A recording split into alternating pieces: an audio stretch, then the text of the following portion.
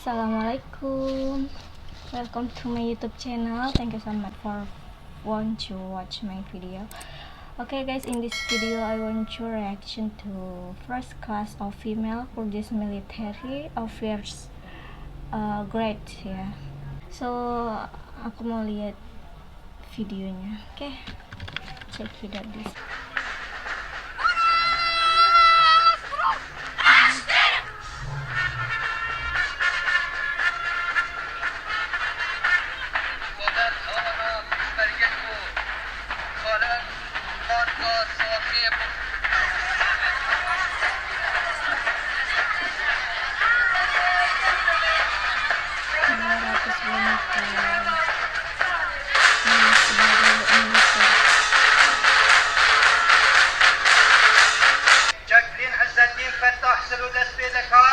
وبزنجيرات وصلوا يكفي لوس يوسف عبد ميرزا سندي كوتايدي لسر ملاكي وزارتي بإشمرقة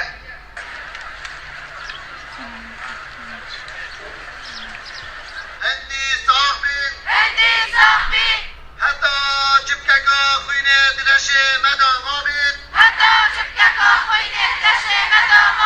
خودي لسر كوتنا ما آقدارة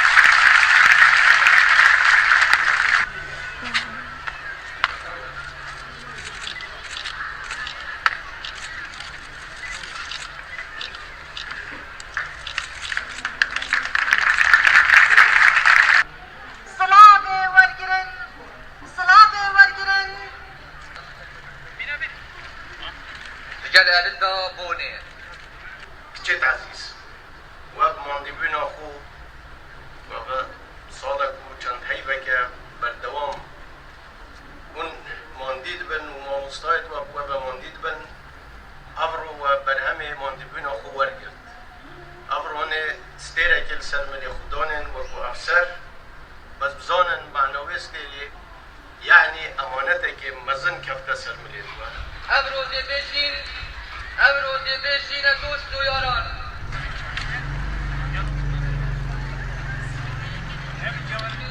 خانزادا سوران سرکشا تیفی تسلیم وس متأكدم كوهن جبرايت خوين تشماليا چل جبها چل هر اركاكي دي فرقا ونابدنو مبياني شاهمت جهانيش بدين و كتشو كرت ما آمادنا و فداکاریه و جوازیش ما بین کروکشادانیه و دریه که مزن مکر و دیواره که بلندیش کن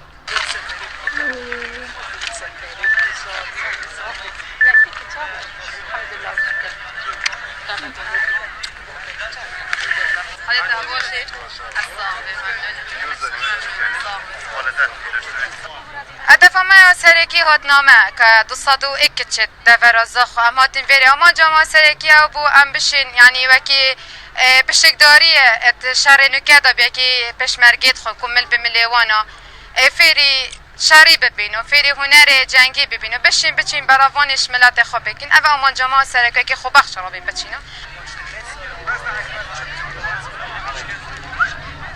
اصلا مادام خو گوری بین ملتی من از الفری فيري سلاحي بوم مادام فيري سلاحي بوم سلاح جي نشانه دفاعيه اذا هذا فيري دفاعي بوم دفاعش من تخبك